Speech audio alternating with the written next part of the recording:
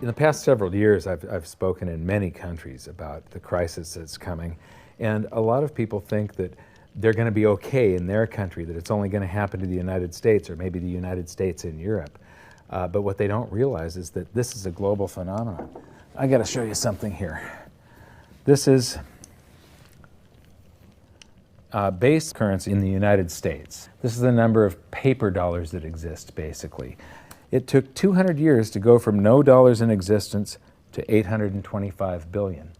And then we had the bailouts, and then we had QE1, quantitative easing 1, then QE2, and then we had QE3, and then QE4, and then soon we're going to have QE57 and QE382.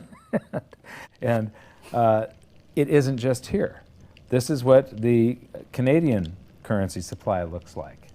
This is Australia, South Africa, Russia.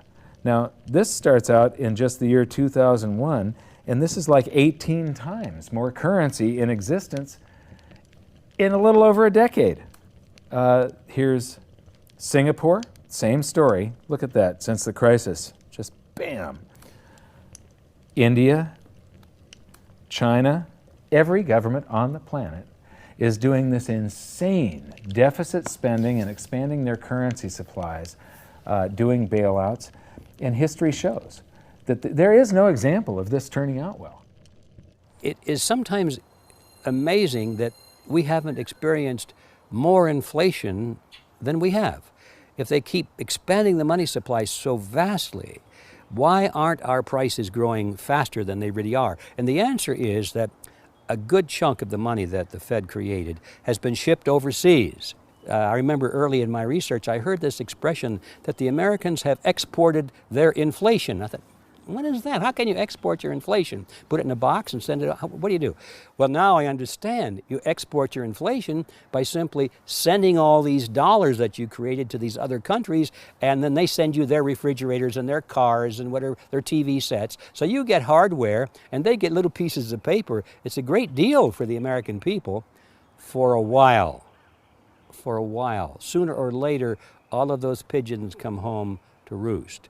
When the time comes, as it looks like it's now coming, when the rest of the world is saying, we don't want to play this game anymore, Uncle Sam's dollars are just becoming worthless, there are too many of them, we've got to find something else other than American dollars, then those dollars start to come back to America. People say, we don't want them anymore, what do we do with them? Once this revs up, and we've got this little trickle of money coming back that we previously exported, once it becomes a flood and it starts to rush back, now we are getting our former exported inflation brought back to us, and then we'll see the quantity of money inside the United States grow much more rapidly even than the Federal Reserve can create it, because we're getting a previous money back. And that's when we will really see the tanking of the US dollar in terms of what it will buy. During the second round of quantitative easing, global food prices went up 60%. And this created a humanitarian disaster for the 2 billion people on Earth who live on less than $2 a day. These people were hungry to start with, they became hungrier, and some of them started overthrowing their governments in North Africa and around the Middle East. So quantitative easing was the spark that ignited the Arab Spring.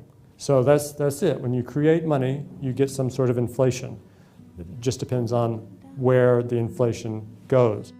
It's all going down, down, down. Peasants are reeling from a game of coins and crowns. Given the premise that you have a permanent underclass or poor class, and how does inflation affect them disproportionately, it affects them basically in the percentage of their income that goes to food.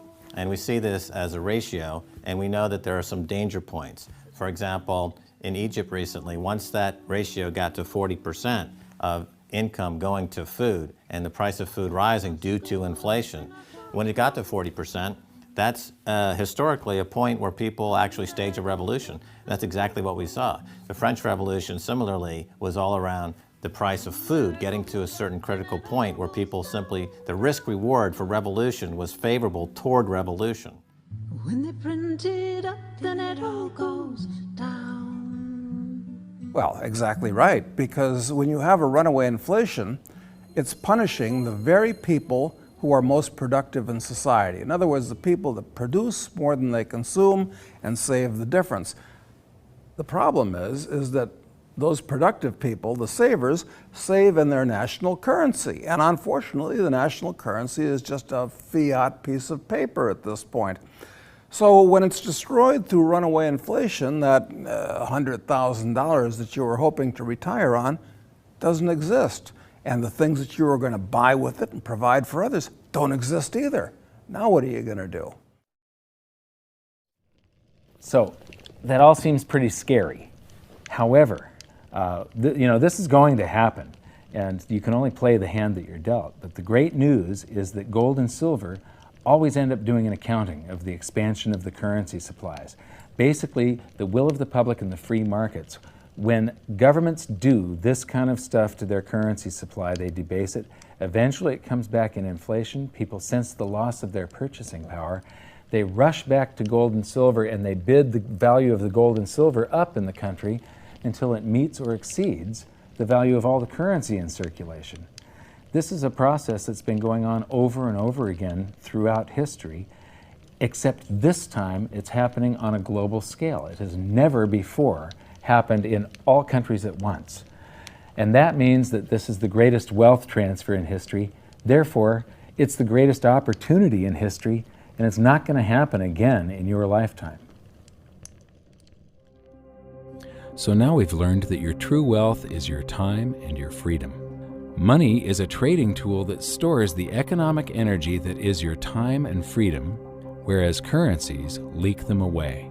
Gold and silver are the ultimate money simply because of their properties. Fiat currencies are based solely on confidence and always return to their intrinsic value of zero. Governments don't like gold because it imposes restraint. Rising prices are a symptom of an expanding currency supply, and gold and silver always account for an expanding currency supply.